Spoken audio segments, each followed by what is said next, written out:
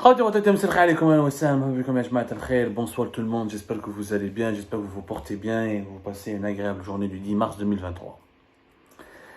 Rappelez-vous, le 3 mars dernier, dernière comme une émission qui a beaucoup cartonné, on vous a expliqué que Ramtan Al-Mamara, emblématique chef de la diplomatie algérienne, il est sur la sellette, il devrait être éjecté prochainement dans le cadre d'un remaniement gouvernemental qui est en cours de préparation. Ce remaniement risque de se produire à la veille du mois de Ramadan entre le 22 et 23 mars prochain. Le complément n'a plus le pouvoir réellement dans son ministère et que son secrétaire général Ammar Bilani, c'est lui qui est pratiquement le ministre bis des Affaires étrangères en Algérie. Dans la diplomatie algérienne, elle a deux têtes maintenant, c'est devenu une diplomatie bicéphale, elle a deux têtes pensantes. Ramtan Al-Mamara, Ammar Bilani, حكينا لكم على le parcours d'Ammar Bilani, ex-ambassadeur en Belgique, de 2014 comme pratiquement 2020. On vous a parlé comment sa marocophobie, que ses attaques permanentes contre le Maroc, il a utilisé la critique, il a utilisé la critique et les attaques contre le Maroc comme principal tremplin dans sa carrière, et comment il a tissé des relations avec l'entourage d'Abdelmajid Tebboune, et comment il est utilisé par Abdelmajid Tebboune et ses conseillers pour neutraliser, ralentir Ramtan Al-Mamara et petit à petit préparer sa mise à l'écart du pouvoir algérien. Enfin, amener comme plusieurs fois que l'Algérie pas appelé Abdelmajid Tebboune, Ramtan Al-Mamara, ça n'a jamais été le grand amour, ça n'a jamais été une lune de miel.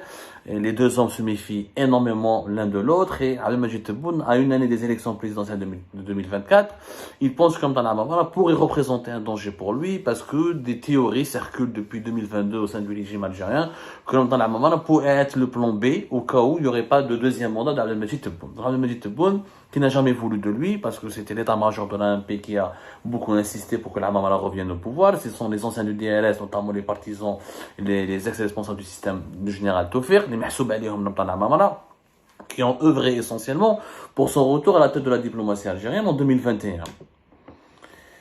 Et ben, on prépare son départ, alors qu'il est en fonction depuis le 7 juillet 2021. Je rappelle qu'il a été ministre des Affaires étrangères entre 2013 et 2017.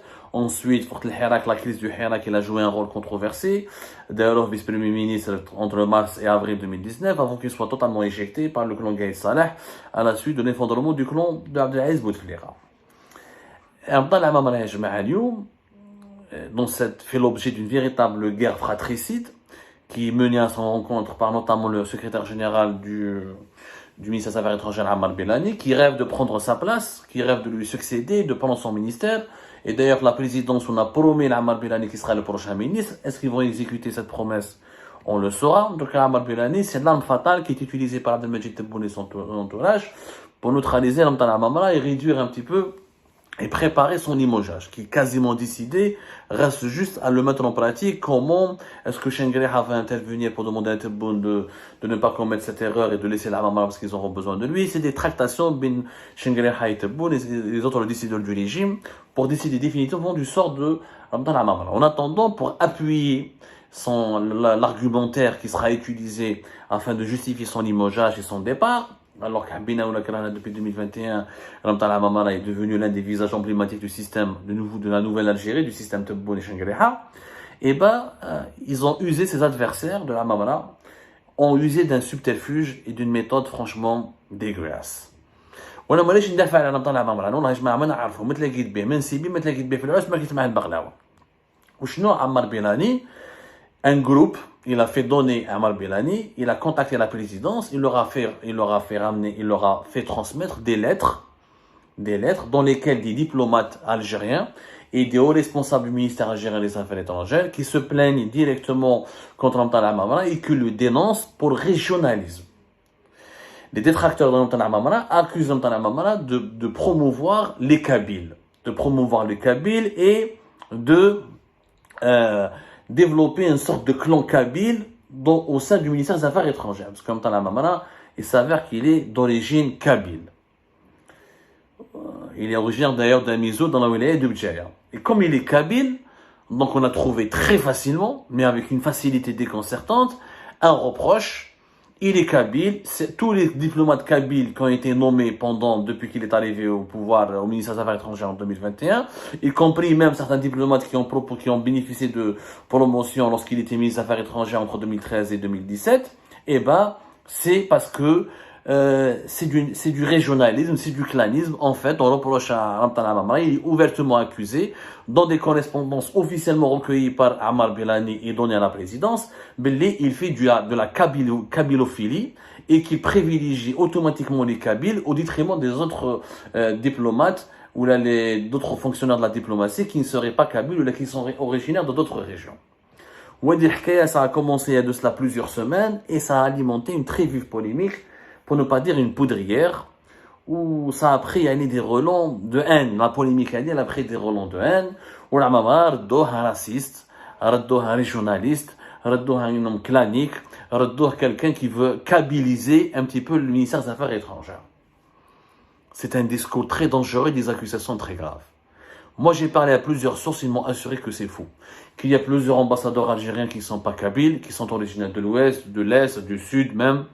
Qu'il y a plusieurs fonctionnaires du ministère des Affaires étrangères qui sont originaires de toutes les régions du pays, que la diplomatie algérienne, elle est réellement, elle a en son sein, et elle est tous les enfants qui représentent la diversité de l'Algérie. Mais je finis une dérive particulièrement kabyle que le ministère des Affaires étrangères. Mais malheureusement, la dérive kabyle, elle n'est pas la première fois qu'elle est employée au plus haut sommet de l'État. Lorsqu'on veut limoger un responsable, notamment quand il est originaire, on lui a reproché de favoriser les Kabyles, alors que c'est pas vrai, il n'a jamais favorisé les Kabyles. Dès qu'un responsable d'origine kabyle gêne, dérange, et on veut l'éliminer, on lui sort l'histoire de la kabilité. حب يعاون القبايل جاب بني عمو بني عميز جاب جماعه من الفيلاج جاب جماعه تيزيوزو جاب جماعه بجايه راهو يدير في العروش في l'administration راهو يدير العروش في l'État. Naturellement, c'est des récits exagérés, fantasmagoriques et malheureusement mensongers. Peut-être que oui, certainement, l'Amamra, il a aidé quelqu'un ou la deux, il a aidé des proches, comme tous les responsables algériens le font. Il a intervenu pour un cousin ou là pour un proche ou là pour un ami qui serait kabyle, d'origine de Kabylie ou là originaire de Tizi ou là de Djaïa ou de Boumerda. C'est complètement, c'est plausible. Mais de là à dire que Ramtan Amamra a établi ou là, il a mis en place un système qui privilégie automatiquement les Kabyles et qui permet une certaine supériorité hiérarchique des Kabyles au détriment des autres Algériens originaires des autres régions du pays, كاش منها. صراحة أنا سقسيت المنيسة الأفاires étrangères قالوا لي عبد الله ما كاينة منها. Il n'y a pas une domination outrageuse des Kabyles au ministère des Affaires étrangères. الحكاية هذه ça me rappelle les polémiques اللي كانوا يديروا في سوناطراك. في سوناطراك à chaque fois qu'il y a une crise في سوناطراك يقول لك القبائل هما مدايرين حالة في سوناطراك وداو كلش ويحرشوا جماعة ورقلة ويروحوا يشوفوا لي شومور تاع ورقلة يقولوا هذو القبائل اللي جابوا دي زوزون بجاية داو لكم كاع لي بوست كي با فو parce que tous les gens du nord travaillent à Sonatrach et les gens du sud sont exclus par l'ensemble des personnes du nord qui prennent des postes de pouvoir à Sonatrach. كي الشاوية كي القبائل كي الوهارنا كي التلمسانيين كي جماعة السون الغزلان etc. ما كاينش منها. Il n'y a pas un lobby kabyle au sein des affaires étrangères, comme il n'y a pas de lobby kabyle au sein de l'État. C'est pas vrai. En ce moment, les responsables kabyles au sein de l'État algérien, fléau, il y a des top des top management, dans le top des les hautes sphères de l'État, il y en a trois. Abdel Hamamra, Mehna Djebbar, originaire de l'Arba'ana Thirathen, ou général ou le Hajj, Mohamedou le Hajj. هذو هما les trois qui sont responsables. Dans la gendarmerie nationale, le patron des services de la documentation extérieure, de la direction de la documentation extérieure, de la documentation de la sécurité extérieure, ou Ramtan Amamra. Ce sont les trois hauts responsables qui sont kabyles, qui sont originaires directement de Kabylie. Alors même le général Yahya Wali Ouhaj, il est né à Alger. Il est né à Alger. Lui, il n'est même pas né en Kabylie, mais comme son nom l'indique, Yahya Wali Ouhaj, il est d'origine kabyle. Il est kabyle, voilà, pour ne pas dire. Je ne connais pas d'autres, Balek, يقولوا أيمن بن عبد الرحمن d'origine kabyle ou là, il y a certainement après, vous savez, nous sommes un pays métissé. Donc il y a certainement des dirigeants kabyles originaires ou malabaliges qui ont tout. Il n'y a pas un Algérien qui n'a pas pratiquement un lien direct ou indirect avec la Kabylie. Donc ma fille, ce que je n'aime pas, même si c'était vrai, il aurait fallu régler ce problème en douce, en rappelant à l'ordre Ramtan Amamra, en faisant une enquête interne, mais de là à faire des lettres et des pétitions, là, des lettres de dénonciation, que le secrétaire général Ammar Belani donne ensuite à la présidence, pour expliquer que Amamra, ils utilisent l'argument régionaliste, c'est dangereux pour le pays. C'est foncièrement dangereux pour le pays. C'est même très dangereux pour la stabilité du pays. On ne joue pas la carte régionaliste ou la carte de l'ethnie en Algérie, elle ne devrait jamais être utilisée. Parce qu'il n'y a pas de problème ethnique. En Algérie, nous sommes tous dans la même merde, pardonnez-moi. On est tous dans la même baignoire. Il n'y a pas de problème particulier avec les Kabyles, les Chaouis, les Azérois, les Tlemceniens. La vérité, ma cache. Donc, on arrête de faire croire aux Algériens qu'il y a des problèmes. Il n'y a pas le problème du ministère des Affaires étrangères, il y a un problème de compétence, il y a un problème de népotisme, il y a un problème de favoritisme, mais qui n'est pas lié au bni'imisme, à l'ethnie. L'État est responsable, il y a sa maîtresse, elle a sa femme, elle a sa cousine, elle a ses parents, etc. Ça, c'est un problème dans les critères de sélection. Mais ce ne sont pas des critères basés régionaux. C'est pas parce que un responsable ou l'intellectuel central est kabyle, il va privilégier uniquement les kabyles. Kabam Zouj, Mawahda Machir Bayliya, et Aoun Nsabou qui ne sont pas des kabyles. C'est pas, voilà comment ça se passe. C'est plus du favoritisme lié à des intérêts mercantiles et personnels que du favoritisme lié à des intérêts clans. Mais qu'est-ce que un favoritisme lié à des intérêts régionalistes? Ou je trouve que c'est des vieux préjugés. Par exemple, je mets un Djidjel, le GTA à un moment donné, l'Union Générale des Travailleurs Algériens, parce qu'un responsabilité de Djidjel, je mets un Djidjel domine le GTA. Ce qui n'était pas faux, ce qui était faux. في السوناتراك la même chose, يقول لك جماعة القبائل، في l'armée يقول لك جماعة الشاوية. Ce qu'il faut, c'est pas parce qu'il y a un groupe, c'est pas parce qu'une région est fortement représentée au sein d'une institution de l'État que forcément il y a un complot ordi ou l'a établi par les enfants de cette région pour يقعدوا بيناتهم. Ce n'est pas vrai. Le clanisme en Algérie fonctionne sur des affinités personnelles et des intérêts commerciaux et mercantiles et des intérêts idéologiques ou de la politique, pas sur l'appartenance ethnique. Ça existe, mais dans des proportions très limitées. Moi, je suis pas pour la Mamala. Franchement, ma Mamala m'a déçu. À 70 ans, je pense qu'il est temps qu'il parte. Comme beaucoup d'autres dirigeants qui quittent Boun Kilkhren, il devrait partir, il a 70 ans. Je pense que le fait qu'il avait déconné pendant le Hirak, il aurait dû se retirer. Au lieu de cela, il a accepté avec le poste de vice-premier ministre entre mars et avril 2019.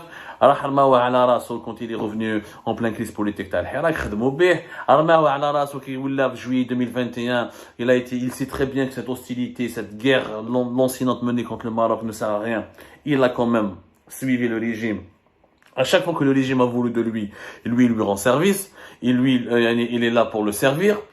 Pour moi, c'est pas un homme d'État. Franchement, quand on me dit est-ce que la Mamala serait meilleure président que Tebboune, je pense que c'est du pareil au même si la Mamala peut-être pourrait faire mieux et peut-être serait moins répressif, il serait moins dans la persécution, peut-être qu'il serait moins dans la dictature, peut-être, c'est des hypothèses, mais on ne sait jamais, la vie nous réserve des surprises, est-ce que la Mamala pourra être un président à part entière, je ne sais pas. En tout cas, franchement, je pense qu'ils devraient tous partir. Mais si on veut faire partir un dirigeant, de grâce, il y a suffisamment de griefs qu'on peut retenir contre eux. Utiliser la carte régionale et la carte ethnique de l'Algérie, j'estime que c'est dangereux, c'est préjudiciable et c'est vraiment, c'est dangereux, ça ne se fait pas, c'est immoral parce que qu'il y a malheureusement certains Algériens et Algériens qui n'ont pas d'esprit critique, ils vont croire à ces rumeurs, ou ils vont aggraver la diffusion de ces rumeurs, ou la polémique va s'aggraver jusqu'à ce que ça va donner des dérives. Il va y avoir maintenant un sentiment anti-kabyle au sein du ministère des Affaires étrangères, parce que les gens vont croire, sur la base de ces fake news, c'est un kabyle privilégié que les kabyles, donc nous le cours al-Qbaïl, qui à un moment donné, في الصحراء ولا يكرهوا القبائل, parce que les Qbaïl, on c'est eux qui dominent son attaque. Ce qui est complètement fou. Ce qui est d'ailleurs complètement faux. Les derniers PDG sur la traque n'étaient pas kabyles. Exemple. Etc. La liste, elle est. Donc c'est un sujet très sensible. J'essaie d'utiliser les mots les plus justes et les plus, civilisés pour, c'est une bombe à retardement. C'est-à-dire la carte ethnique, la carte régionale, ما نحبهاش وما كاش منها. Le régime algérien n'a pas une connotation régionale. هم هنا جبار قبايلي راهم على le régime algérien. وكي يسمع القبائل يقول لك les Kabyles c'est des victimes du pouvoir. Eh ben, de hauts responsables maintenant, au moins 3 hauts responsables du régime algérien sont Kabyles. Donc ça prouve que les Kabyles ne sont pas forcément les seules victimes du régime algérien. Les Kabyles ne sont pas persécutés parce qu'elles sont Kabyles, ou là parce qu'ils sont Kabyles, parce qu'ils sont tout simplement algériens. Ils sont persécutés au même titre que tous les autres Algériens. Voilà, qu'est-ce que vous pensez de ce débat, s'il vous plaît? Essayez de contribuer à ce débat avec des termes, encore une fois, très policés, corrects, et soyons élevons le niveau et ne tombons pas dans le piège des divisions et dans l'insulte, l'injure et l'invective. Nous avons qu'une seule Algérie, nous sommes tous Algériens et Algériens et on évolue tous et on est tous sur le même ring, et nous sommes tous sur le même navire. Ce navire coule, nous coulerons tous.